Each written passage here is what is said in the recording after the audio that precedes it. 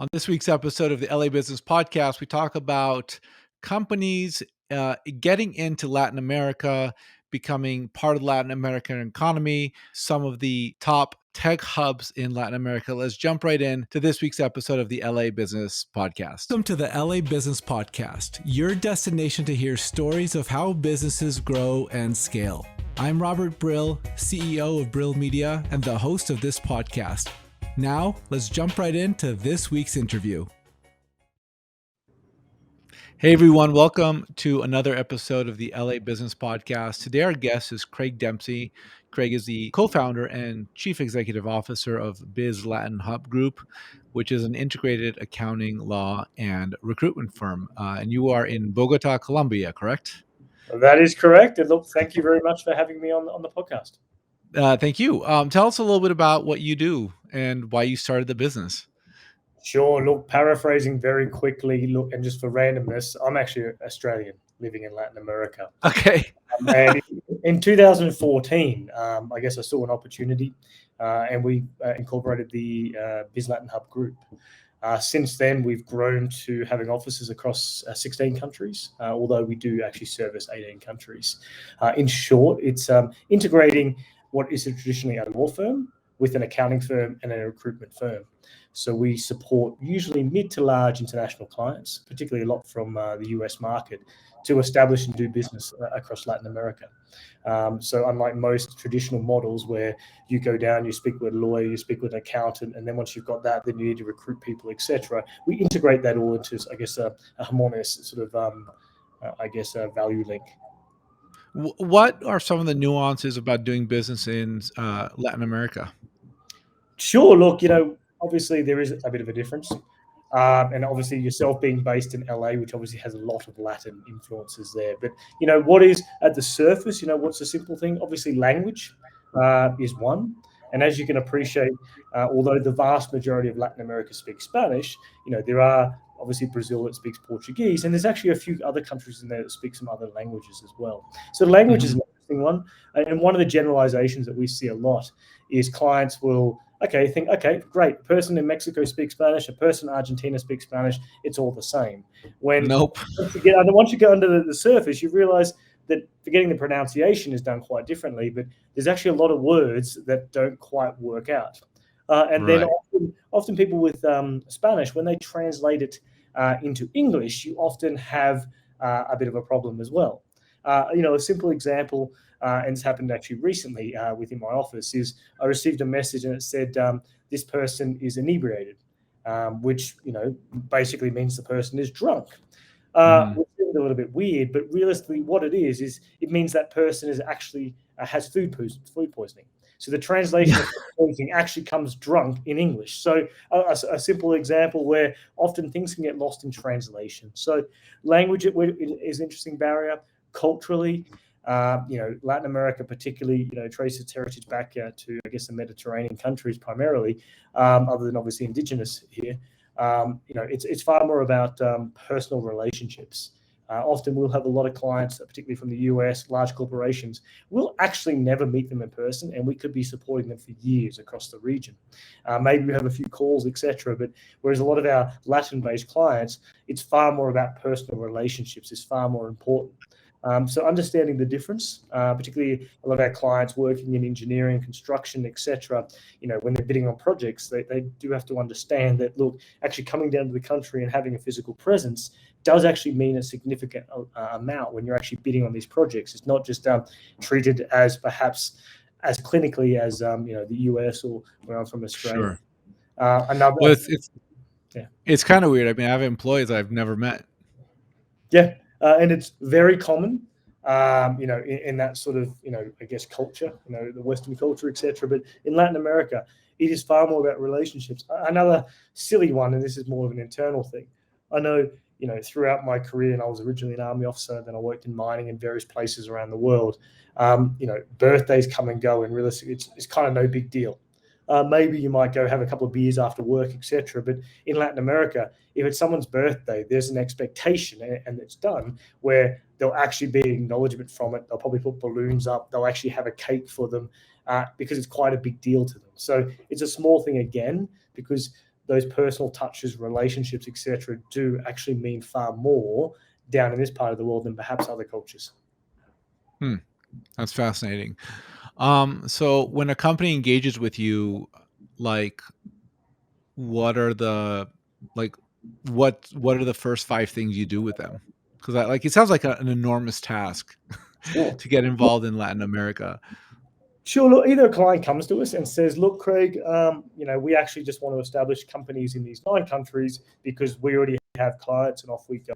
You think particularly a client that might be selling something to a Coca-Cola, for example. The Mhm. reality is, Coca-Cola's told them to come set up in Latin America, and they will be their client. Great. So, really, they have a clear focus of what they're already trying to do, established market, etc. So, all we then provide is the expertise and the holding the hand along the way to incorporate companies, do statutory accounting, tax, etc. So it's more carrying out actions. Conversely, we have other clients that come to us and say, look, we need to get involved in the market. We're not quite sure where or how. And in those Mhm. cases, it takes a bit more consultation up front to understand, okay, what exactly are you trying to do? And it might be in this case, well, actually, we're trying to find a jurisdiction that's the lowest tax to work from. Or conversely, no, we're looking to sell this product or services, and therefore, based on that, we can help to steer them sort of towards certain markets based on whatever their needs are. Then we can support them to carry that out. And I guess one of the unique things with this is, we can help them from the beginning to establishing their presence, and then ongoing through ongoing acting as their accountants and lawyers, etc. And as you can appreciate, we obviously do a lot of recruitment services, etc. So, it's a bit of a journey for most of our clients. Usually takes a number of years, but that also is great from our side for a business perspective. How do new clients find you guys? I mean, you're such a niche service. How do you attract the right clients for you guys? Sure. Look, we actually, I guess, focused very much online many years ago. So we would receive 60 to 70% of our client base online. They physically Mhm. contact us through our website. Conversely, we also plug into a couple of global relationships which subcontract work to us. Just for context, our website, it's will receive around 2 million visits this year because we produce quite a lot of informational content. So at least at the top of my knowledge, there probably isn't a comparison, both on the fact that the scope that we offer in regards to integrating accounting, law, recruitment, the fact that we cover an entire region, and the fact that we are significantly online focused. And some people might be a little skeptical, but the reality is we can win some of the biggest companies in the world simply because, as I mentioned again, a US company is far less about relationships and just simply about who can offer them the best package. And a lot of them find us online. Wow, so your marketing is a lot of search engine optimization, content creation, and attracting people through search. That is 100% correct. The reality is, most of our services, particularly our core services, if you find that information, specifically search for those things, you will find us. But also, we produce a significant lot of informative content about the region as well, on how to do business, things to be aware of, changes in laws, regulations, etc. How did you get into this business to begin with? I mean, this is such a did you have like such a niche service? Did you have a background in this? Look, interestingly enough, I think I mentioned before, I was actually an army officer. I'm an engineer. So I spent a number of years, as you can appreciate, going to places in the Middle East, etc. After that, I actually worked in mining around the world, running mining companies. So realistically, my background is very different to this, but I guess through that, I learnt establishing, running companies, etc.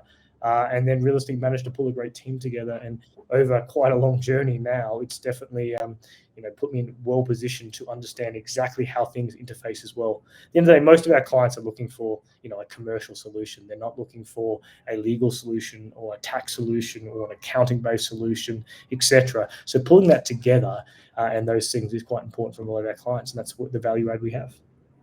So, one I visited Buenos Aires in 2013 and Punta del Este, Uruguay.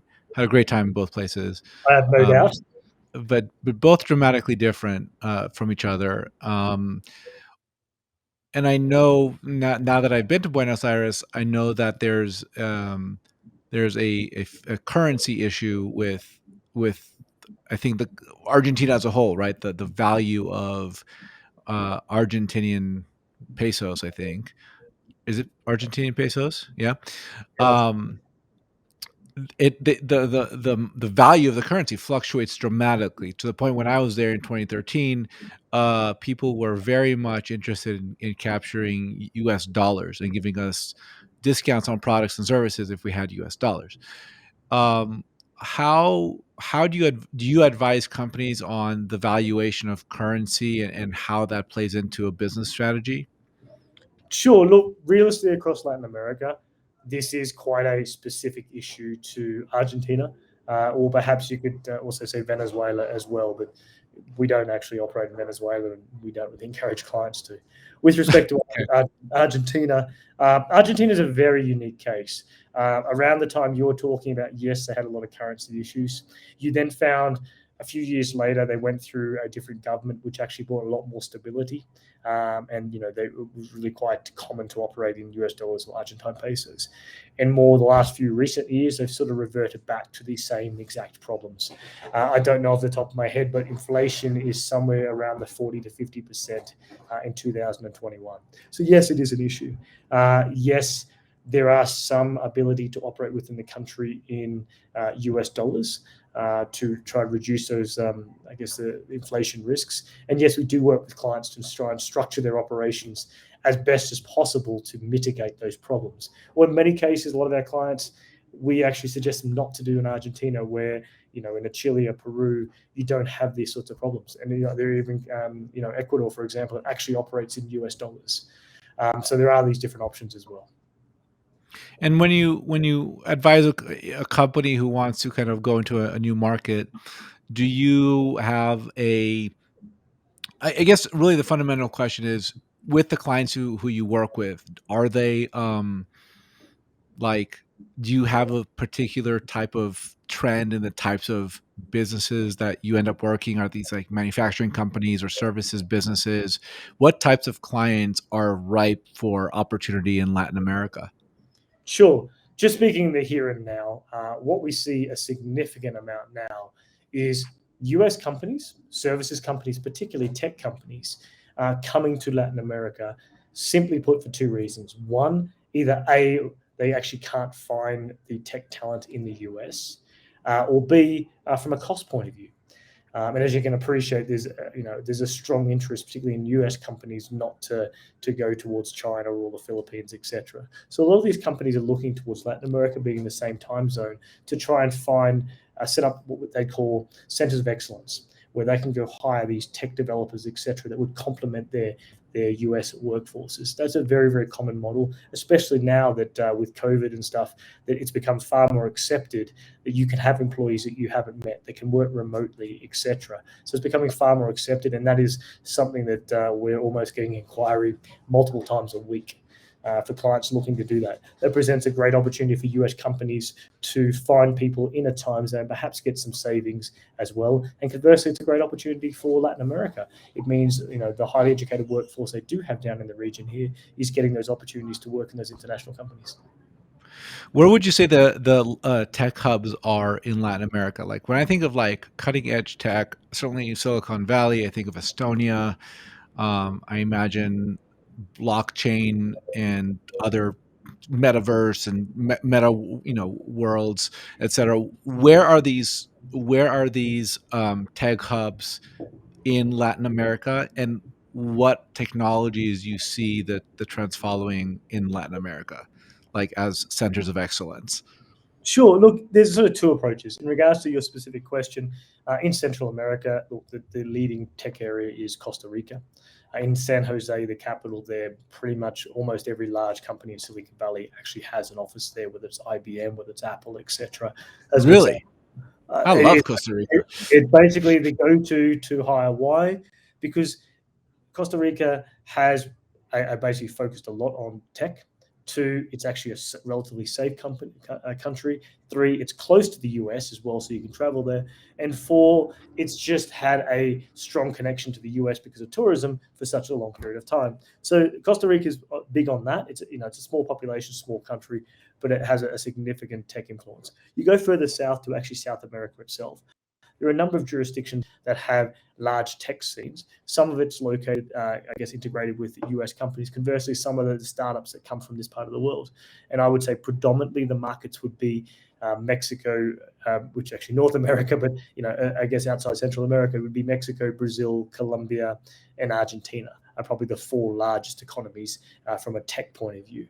And there are quite a lot of interesting tech startups and things that do originate from this part of the world. Conversely, though, a lot of our US clients that do come to this part of the world actually steer clear of those things when they're trying to hire people, etc., because in those markets are far more competitive. So often they're actually going and establishing what would perhaps be considered second-tier tech markets because they can find those people that don't have that opportunity to work at perhaps leading tech startups, for example. I mean, one of our successful clients we have, interestingly enough, established their, I guess, their little tech hub in San Salvador, El Salvador. Why? Because of the fact that in that market, they were the big fish in a small pond. And as you can probably appreciate, El Salvador with the current president has done some unique things about making Right. Bitcoin legal, etc. So in itself has, I guess, put itself on the map. Whether it's good or bad is another story. That's really interesting. Our editor's in Peru. We like him. He's really talented. One of our editors is in Peru. Very enterprising young man. I'm only 40, but like, when you're 25 or however old this young man is, I have to say young man. Um, Very cool. So I didn't. So and there's and there's some like cost efficiencies, right? Like if we hire a tech person in somewhere in Latin America, and you said San Salvador or San Jose. You said San Jose, Costa Rica, right? Yeah, That's San the Jose, capital. yeah. Yeah. There's some good cost savings there as well, right? Yeah, look, it's sort of as I mentioned, there's sort of two reasons why companies do it. In the US, it's booming from a labor force point of view. Companies can't find the people, so there's the issue of they Right. simply can't find them. And secondary, there's also a saving. Yes, obviously it depends a little bit on the particular jurisdiction that they look for these people, but generally our clients are finding saving somewhere between 30 to 50% on what their labor cost would be in the US. And what they're finding is these people, at least from a cultural perspective, are relatively similar. As you can appreciate, there's very few parts of the US now that doesn't have some sort of Latin influence, and therefore, from a cultural perspective, it kind of works in many ways. When I'm saying that's in comparison to perhaps hiring someone in India or China, etc., where other than language, there's obviously a significant gap on culture, and of course, in a different time zone. So there is a lot of advantage towards going towards that model where supplementing your US workforce, particularly for your US clients and Europe, etc., by having those people in Latin America. How has COVID affected, well, your business and sort of general trends that you might be seeing in the marketplace for businesses who want to open up in Latin America?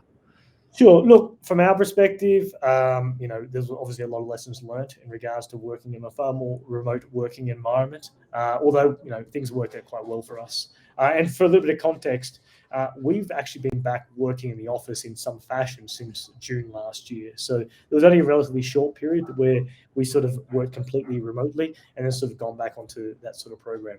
What you generally find across Latin America is there is a strong interest from the people to basically return to normality. At the end of the day, the vast majority of companies are already back to work, at least in a sort of a normal scale or getting very close to it. There's a strong interest and desire for people to be vaccinated. There's far more controls. For example, I have my mask here that is basically compulsory to wear everywhere.